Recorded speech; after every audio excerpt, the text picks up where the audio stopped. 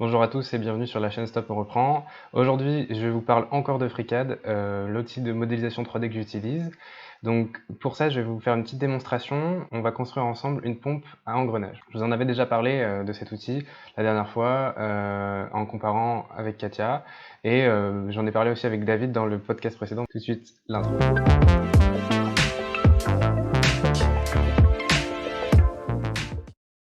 Alors, pour vous montrer tout ça, je vais ouvrir FreeCAD. Donc quand vous ouvrez le logiciel, on tombe sur cette interface. Ensuite, vous allez créer un nouveau fichier, donc fichier nouveau, ou alors, vous pouvez directement créer ici, créer un nouveau. Voilà. Donc là, on a notre fichier qui est ouvert. Pour l'instant, il n'a pas de nom parce qu'on n'a pas encore enregistré. Donc ce que je vous conseille de le faire, c'est de le sauvegarder directement. Donc vous faites enregistrer sous. Là, il va vous proposer un endroit pour l'enregistrer. Parce que pour faire une pompe à engrenage, il faut un engrenage. Donc on va commencer d'abord par cette pièce, puisqu'on va créer plusieurs pièces ensemble. Et ensuite, je vais vous montrer comment on fait un assemblage. Donc, FreeCAD, c'est un logiciel qui fonctionne par atelier. Là, quand on arrive automatiquement, on arrive sur l'atelier Start, mais nous, ce qui nous intéresse, c'est l'atelier Part Design. Part Design pour construire une pièce. On commence par, donc là, dans les tâches, le logiciel nous propose de créer un corps, donc on va commencer par créer un corps. Et ensuite, au lieu de créer une esquisse tout de suite, et de concevoir le dessin de notre engrenage nous-mêmes, en fait, FreeCAD dispose d'un outil génialissime pour faire des engrenages. Donc, on va aller dans Part Design, ici, et on va aller dans Involute Gear. On arrive ici. Et en fait, FreeCAD va nous dessiner directement l'esquisse pour créer notre engrenage. On a des paramètres à rentrer, le nombre de dents, qui est souvent connu comme Z, le module comme M, et l'angle de pression. Et ensuite, on va déterminer si c'est une haute précision ou non, et un engrenage externe ou interne. Pour l'instant, ce qui va nous intéresser, c'est surtout ces deux valeurs-là. L'angle de pression, on va le laisser à 20 degrés parce qu'en Europe, c'est une valeur normalisée, c'est ce qu'on utilise. Aux US, c'est plutôt 25 degrés, si je ne me trompe pas. Mais donc voilà, pour l'instant, on utilise 20 degrés, ça on n'y touche pas. Ensuite, moi, pour ma conception, je sais que je veux un engrenage qui ait un cercle de tête de 20 mm. Alors, c'est quoi un cercle de tête? En fait, pour construire un engrenage, on a trois cercles importants. On a le cercle de pied, qui va passer par ces points-là. C'est le cercle le plus bas, donc au pied de la denture. Ensuite, on va avoir le cercle primitif, c'est le cercle qui va passer par ici, et qui va, quand on va construire des engrenages et qu'on va les imbriquer ensemble et qu'ils vont s'engrainer ensemble, leur cercle primitif va être tangent. Donc c'est un cercle qui passe par ces points-là à peu près. Voilà. Et on a le cercle de tête. Le cercle de tête, c'est le cercle le plus à l'extérieur. Voilà, ici, c'est celui-là. Pour obtenir le cercle de tête, en fait, la formule, c'est D égale le module M fois Z plus 2. Z, le nombre de dents, et on lui ajoute 2 dedans. Pour déterminer le module, on peut mettre certaines valeurs, parce que en fait, le module M, il a des valeurs normalisées. On a un tableau que je vous mettrai ici en incrustation. Ce qu'il faut savoir, c'est que ces valeurs-là, elles sont normalisées à cause de la fabrication des engrenages et de leur production. Moi, je vais utiliser 1 mm par souci de simplicité. Après, par rapport au module, en fait, quand vous changez le module, vous changez la forme des dents et du coup, leur capacité à prendre plus ou moins d'efforts. Ça rentre aussi en ligne de compte. Pour le nombre de dents, j'aimerais avoir un nombre de dents qui soit supérieur à 15. Et du coup, pour avoir mon diamètre de tête à 20, je vais pouvoir le mettre à 18. Parce que 18 plus 2, 20, fois 1 mm, 20 mm. On a bien le diamètre de tête à 20 mm. Et pour ça, je vais vous montrer tout de suite. Donc là, on valide. OK. Ensuite, je crée une esquisse, juste pour vous montrer. Je choisis le même plan. Voilà, le plan XY. Hop, et je vais vous dessiner un cercle, juste pour vous montrer le diamètre de tête. Donc là, si je mets un rayon de 10 mm, ce qui nous donne un diamètre de 20 mm, on voit bien qu'on est au bord de la denture. Donc c'est parfait. Donc, ce qui se passe quand on fait de la modélisation 3D, on part toujours d'un dessin 2D, ici, et ensuite on va l'extruder. Donc pour l'extruder, je clique sur ce bouton-là, ça veut dire que je vais le mettre en volume, voilà, et maintenant je vais choisir la hauteur. Donc je pense qu'on peut partir sur du 3 mm parce que ça va être une petite pompe. On va partir sur ça, on valide. Et là, on a bien notre pièce qui est nickel. Maintenant, notre engrenage, il faut qu'il ait un alésage au milieu pour pouvoir laisser passer l'arbre d'entraînement. Il va falloir faire un trou spécifique pour pouvoir faire en sorte que la clavette puisse entraîner l'engrenage. Donc, vous allez voir, c'est pas si compliqué que ça. Donc, je sélectionne ma surface, hop, je crée mon dessin en cliquant ici, créer une nouvelle esquisse, hop, voilà. Je sélectionne l'outil création de cercle, je me place sur le point. Ensuite, pour le contraindre, je dois lui donner la valeur de son rayon. Ensuite, on va faire un rectangle pour pouvoir faire l'accroche pour la clavette.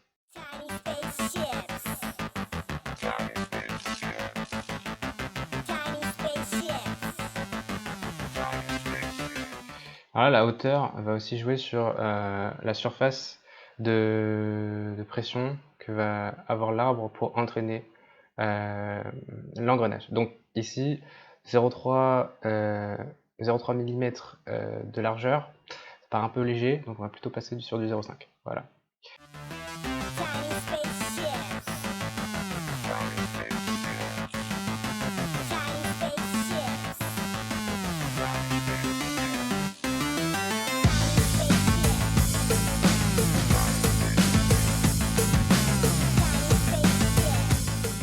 Ça y est, on voit que notre figure elle est complètement contrainte, on a la forme qu'on voulait. Donc le trou pour passer l'arbre et le petit rectangle ici pour que la clavette puisse entraîner notre engrenage.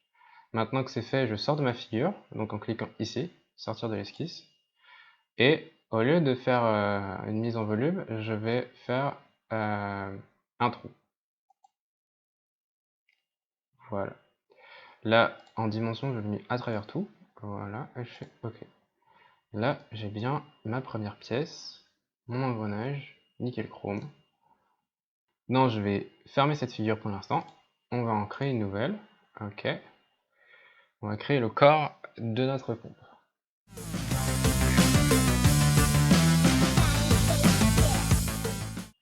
Alors, j'ai envie que ma pompe elle ait une forme cylindrique.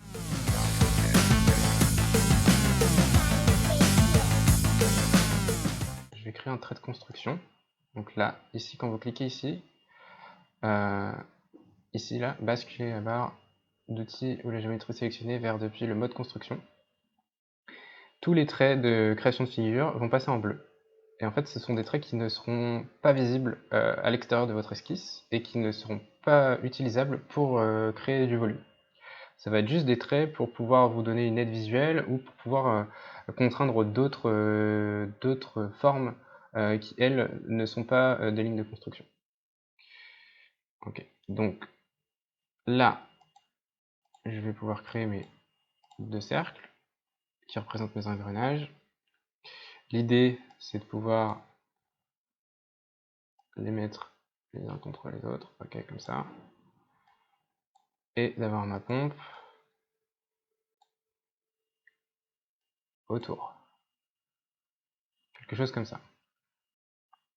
Avec une entrée ici, ou par le dessus, donc une entrée qui serait sur le dessus, comme ça, qui irait dans la cavité des engrenages, les engrenages entraînant le liquide, et le liquide ressort par ici, ou par en dessous.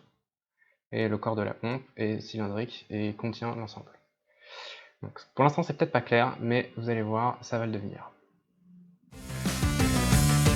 What if tiny spaceships from far away were already here on the earth today? Just so small that you wouldn't believe. Travel at speeds that we couldn't conceive. That means one could slip right by, undetected to the human eye. Try to catch one, you wouldn't stand a chance, because they're just so small yet so advanced. Those tiny spaceships under our noses, just so small we'd never notice. And while we're looking up at the sky, a tiny spaceship can slip right by. Tiny spaceships under our noses, just so small we'd never notice. And while we're looking up at the sky, a tiny spaceship spaceships the size of gnats end up getting eaten by hungry bats or snatched up by a frog's long tongue. The tiny spaceman would be long gone, lost on a mission as one of the few to study the giants of planet Blue. That's me and you. You wanna know why? 'Cause we are the aliens in their eyes. Tiny spaceships under our noses, just so small we never noticed. And while we're looking up at the sky, a tiny spaceship can slip right by. Tiny spaceships under our noses, just so small we never noticed. And while we're looking up at the sky, a tiny spaceship can slip right by. What if they're from a planet that's cold and gray? Alors ici, important, on a besoin du centre du cercle qu'on a déjà fait ici. Donc en fait, on va utiliser cet outil-là qui sert à créer une arête liée à une géométrie externe. Donc, en fait, ça utilise des choses qui ne sont pas dans l'esquisse actuellement, qui ont déjà été créées auparavant, pour les réintégrer en tant que dessin 2D appartenant à l'esquisse, comme trait de construction. In a universe light years away, and even though it sounds like it's very far, what if it's the universe next to ours that makes us neighbors with a space-time fence? If the universe begins right where ours ends, a trillion galaxies send trillions of stars, and somehow they found their way to ours in tiny. Donc ici, on crée un nouveau corps. Cette fois-ci, on va faire le couvercle. Ships under our noses, just so small we never noticed. And while we're looking up at the sky, a tiny spaceship can slip right by. Tiny spaceships under our noses, just so small we never noticed. And while we're looking up at the sky, a tiny spaceship can slip right by. Tiny spaceships under our noses, just so small we never noticed. And while we're looking up at the sky, a tiny spaceship can slip right by. Tiny spaceships under our noses, just so small we never noticed. And while we're looking up at the sky, a tiny spaceship can slip right by. Tiny spaceships. Tiny spaceships. Tiny spaceships. Tiny spaceships.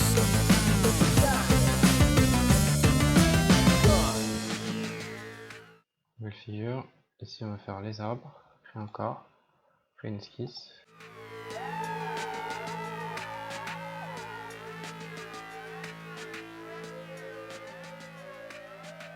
Donc ça va être le premier arbre. Le deuxième, on va faire quelque chose de différent. On va refaire un engrenage. Vous allez voir pourquoi. Tiny spaceships. Tiny spaceships. Tiny spaceships. Tiny spaceships. Tiny spaceships. Tiny spaceships. Tiny spaceships. Donc là, je me suis trompé dans les mesures. C'est pas grave. Pourtant, l'avantage du logiciel, c'est qu'il est paramétrique. Donc on peut tout à fait changer ça.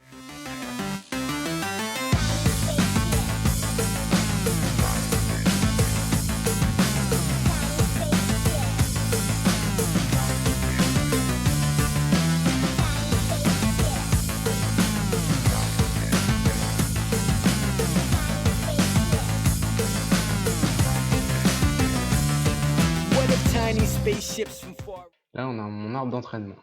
Il nous reste le joint torique à faire. Alors ici, ça va être un peu particulier.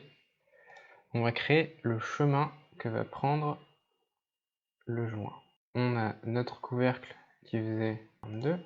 On a le carter qui avait un bourrelet de 23. Et notre cercle doit se situer à l'intérieur. Et là, je vais redessiner une esquisse. Je vais dans le plan XZ, donc perpendiculaire cette fois-ci.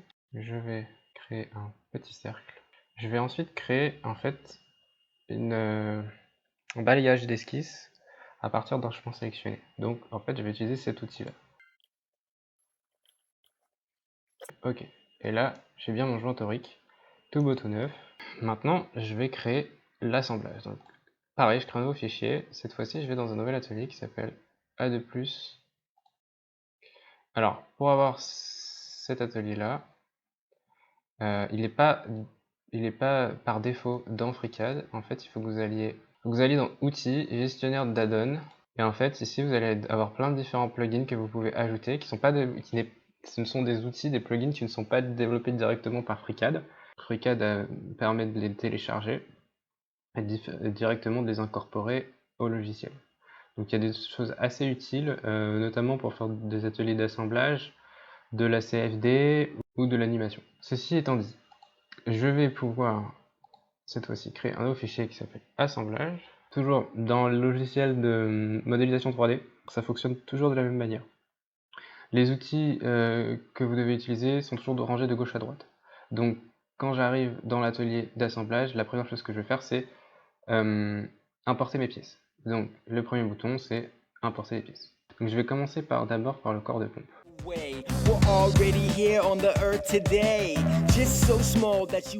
Là l'idée, ça va être de pouvoir montrer comment on contraint les pièces. Donc là je sélectionne l'intérieur ici et l'intérieur ici. Là je vais utiliser la contrainte de coaxialité. Là je dis que j'accepte. Il me faut une deuxième contrainte pour contraindre complètement mon engrenage. Contrainte de surface.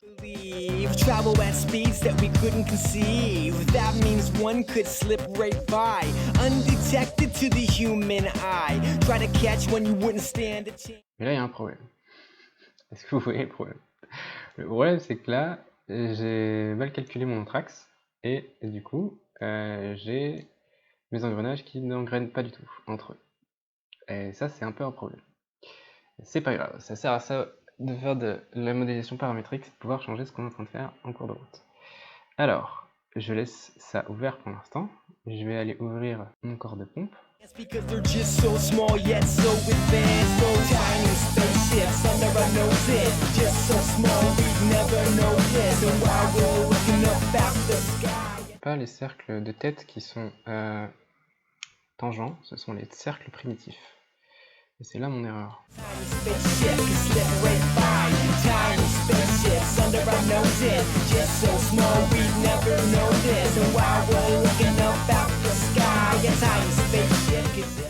Là en fait, je vais devoir faire un truc, je vais devoir construire mon cercle primitif en trait de construction.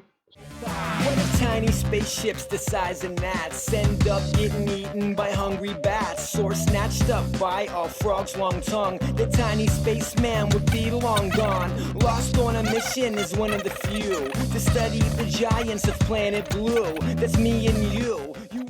Et ici, je dois mettre à jour mes pièces. Et là, on a vu que c'est intéressant, les pièces sont rentrées.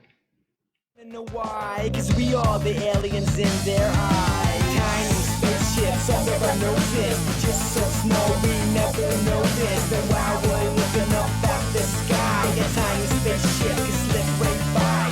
Tiny spaceships under our noses. Just so small we never noticed. And while we're looking up at the sky, je vais devoir aller créer une petite clavette sur mon arbre.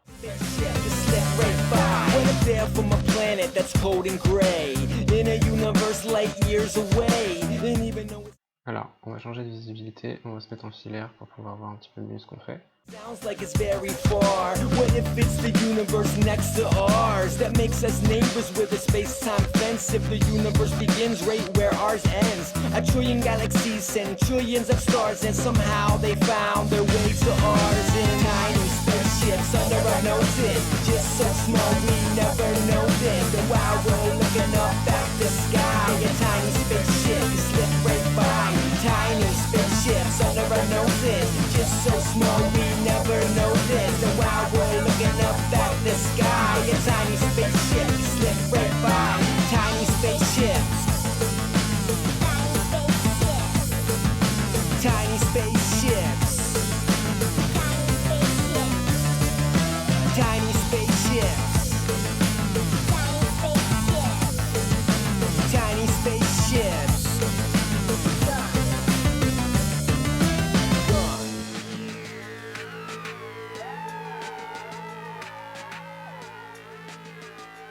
Ok, donc ça c'est bon. Il faut. Donc là on va charger le joint. Tiny spaceships. Tiny spaceships.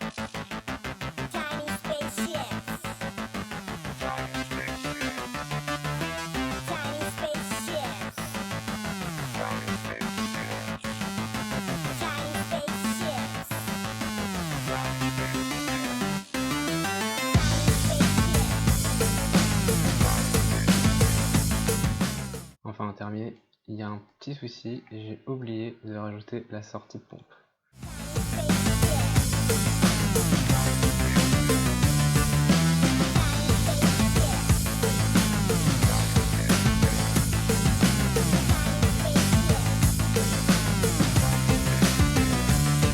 What if tiny spaceships from far away were Et là, on a une merdouille. Donc, je recommence l'assemblage très rapidement. already here on the earth today? Just so small that you wouldn't believe. Travel at speeds that we couldn't conceive. That means one could slip right by, undetected to the human eye. Try to catch one, you wouldn't stand a chance, because they're just so small yet so advanced. Those tiny spaceships under our noses, just so small we'd never notice. And while we're looking up at the sky, a tiny spaceship can slip right by. Tiny spaceships under our noses, just so small we'd never notice. And while we're looking up at the sky, a tiny spaceship can zip right by. What if tiny spaceships the size of gnats end up getting eaten by hungry bats, or snatched up by a frog's long tongue? The tiny Donc là, normalement, on a bien notre pompe. Avec l'entrée-sortie. Entrée par ici. Sortie par ici. Un arbre d'entraînement pour entraîner le premier engrenage, qui va entraîner le second, qui tourne autour d'un axe qui n'est pas entraîné. Et notre couvercle avec notre joint torique. Il manque bien évidemment les trous de perçage et le système de visserie pour pouvoir fermer la pompe. On imagine potentiellement une vis ici, pareil avec un système de joint pour permettre l'étanchéité du perçage. On a aussi la partie pour bloquer l'axe qui est ici, donc peut-être potentiellement faire un axe plus court avec un trou non débouchant. Et on a la partie moteur et entraînement de la pompe qui reste à terminer. Donc, voilà. Donc pour terminer la contrainte de la pompe, on a juste à prendre cette surface ici et cette surface ici, et voilà. Donc pour résumer, on a vu l'atelier Part Design, on a vu l'assemblage, on a vu comment créer une esquisse, comment créer un corps, comment mettre en volume, percer des trous et faire du balayage à partir d'un chemin d'esquisse. Voilà, cette démonstration n'a pas été exhaustive, mais ça vous donne une idée à peu près de ce qu'on peut faire et de ce qu'on peut attendre de FreeCAD. Donc voilà, je vous ferai peut-être d'autres vidéos sur de la modélisation 3D. En tout cas, j'espère que vous avez apprécié et je vous dis à très bientôt.